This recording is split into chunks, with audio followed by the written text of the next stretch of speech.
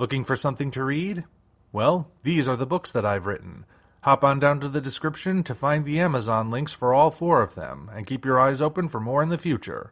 With that said, on to the video. Hello ladies and gentlemen, I'm the Omni viewer, and welcome to One Monstrous Moment Rebirth Edition. Once again, kaiju fans from all over the internet are coming together to share their favorite scenes from the genre. Now, since this one is timed to celebrate the long overdue return of Gamera, some of you might be expecting me to do a scene from the Heisei Gamera trilogy. Frankly, I was expecting the same thing. This might be my favorite cinematic trilogy ever, one I can watch over and over again. Yet despite that, and even to my own surprise, I found myself drawn to the original Showa Gamera films. That's right, we're going old school this time.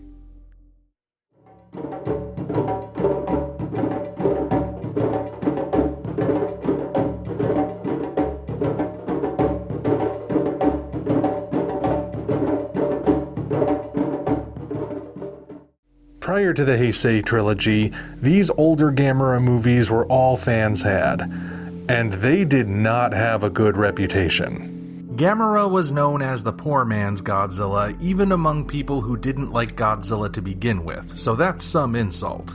Even among kaiju fans, Gamera was long considered a knockoff, his films more infamous than famous. The writing was often outlandish, the special effects were cheap, the tone was too childish for adults, yet the content was arguably too violent for children. These were the kinds of movies that deserved to be made fun of by robots rather than be taken seriously. Or so the story went anyway. It's easy to forget though that these movies actually were quite popular in Japan. In fact, some of them even managed to outgross certain Godzilla movies they were competing against. That success is part of why the Godzilla series took a turn in the 70s to be more like the Gamera series. You think Godzilla flying was just psychedelic weirdness? Nope. Godzilla flew because Gamera flew. This alone was a significant clue that Gamera's early reputation may not have been completely deserved.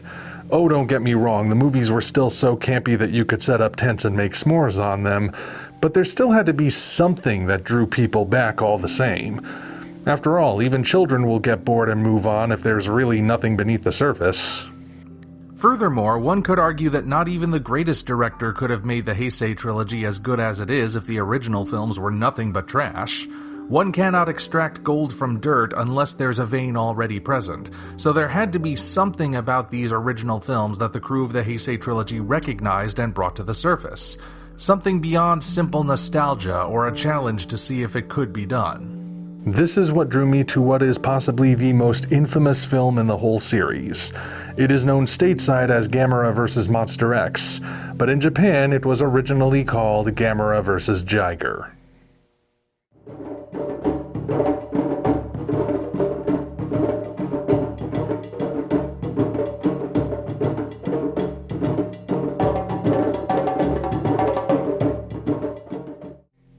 If I had to describe Gamera vs. Jigger with one word, it would be nasty.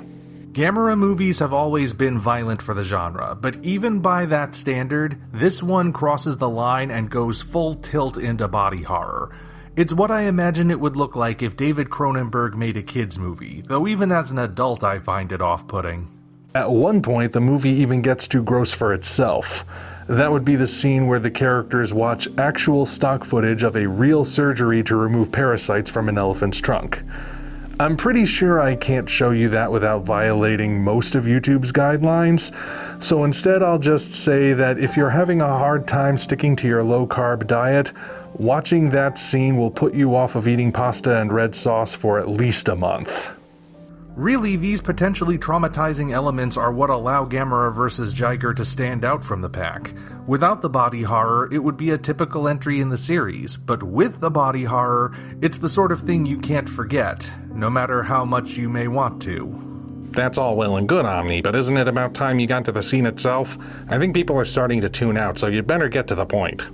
Good idea. I usually don't take this long to get to the actual scene, but I figured people probably should be warned if they haven't seen the movie yet. They deserve at least a heads up. Yeah, you're a philanthropist. Can we move on? I've got places to be. Very well, on to the scene itself.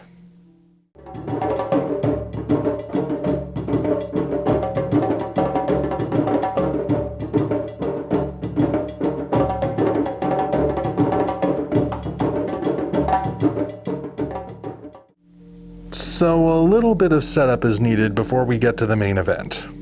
Earlier in the film, Gamera arrives on Wester Island to disrupt an archaeological expedition. Unfortunately, nobody takes his presence as the obvious warning it is, so they remove an artifact known as the Devil's Whistle from the ground, which unleashes Jigger.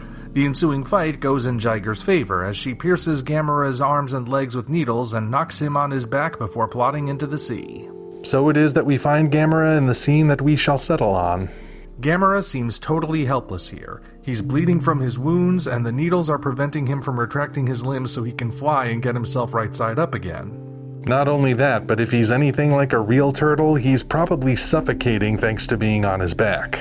Since the humans cleared out when Jigger woke up, and since there are no other kaiju to assist him, he is totally alone and seemingly helpless. It's hard to imagine a worse scenario for the turtle than this. Yet Gamera cannot simply give up and let death claim him. The world needs saving after all, and he's the only one that can do it, so he must find a way. Slowly, and despite his agony, he takes in his surroundings and figures something out that just might work. It seems his tail is just close enough to a rocky outcropping that if he can reach it, he might have a chance. With great effort, he wraps his tail around the rocks and pulls himself towards it. Once he's close enough, then comes the painful part. Using the rock for leverage, he manages to extract the barbs from his legs. It's a painful process, but when it's done, he can pull his legs in and fire his rockets, allowing him to flip over in midair. Once airborne, he pulls the barbs from his arms and flies off to face Jigger again. After all, Japan isn't going to save itself. Quite an uncomfortable scene to watch, of that there's no doubt. But I did choose it for a reason.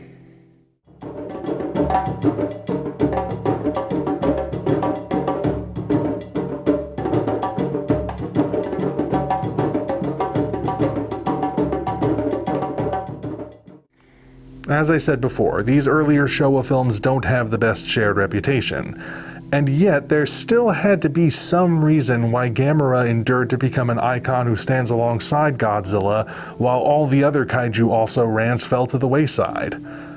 I believe this scene provides some insight into that reason. Here we see the turtle in perhaps his most vulnerable state.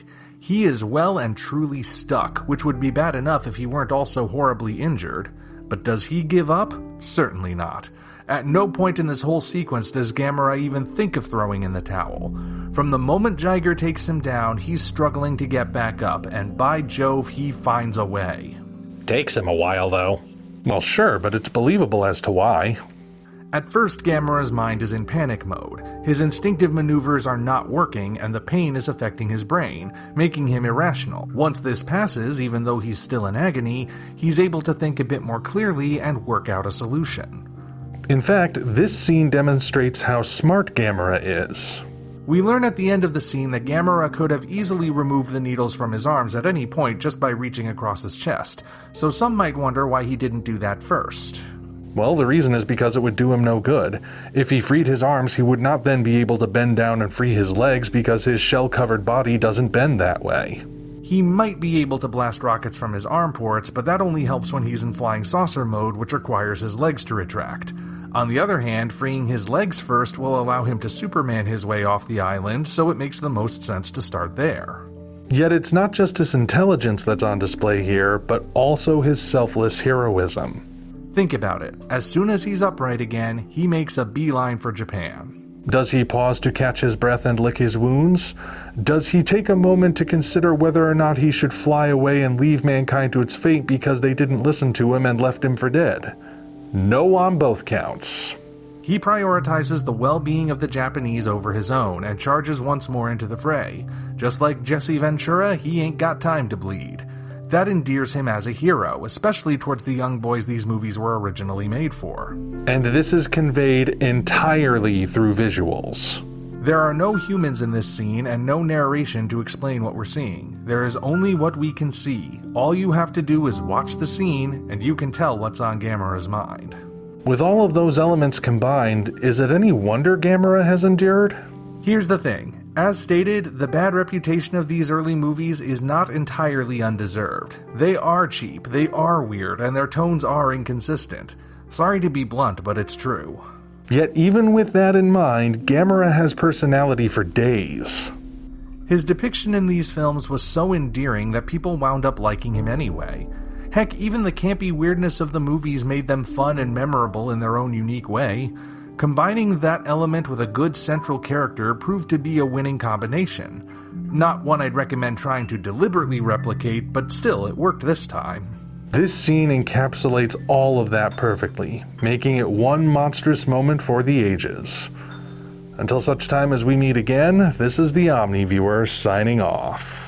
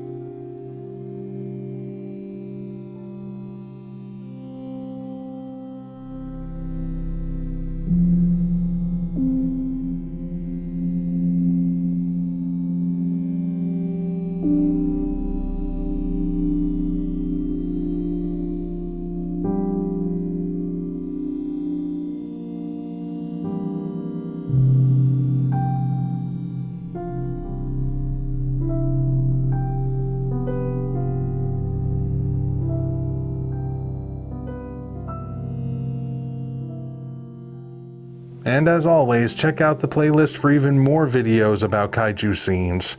I think you're in for quite a ride. Thank you all for watching. If you want to see us keep doing what we're doing, you might consider doing all the usual YouTube things, as well as hopping down to the description to find links to DeviantArt, Patreon, Twitter, and links for the different books in the Tales from the Omni Vault universe. Your support is naturally appreciated. Thank you for watching, and we'll see you next time.